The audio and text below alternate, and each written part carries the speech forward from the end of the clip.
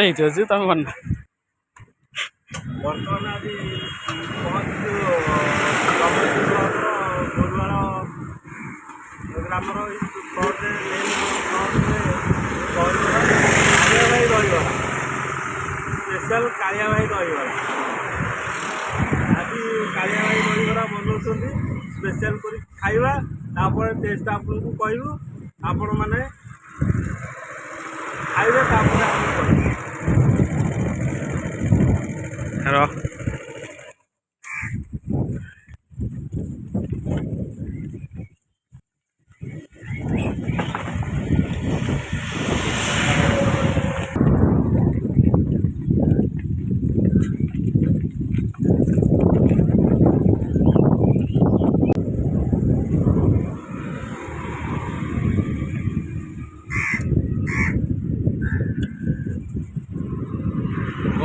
କାଳିଆ ଭାଇ ଦହିବରା ଆପଣମାନେ ଆସନ୍ତୁ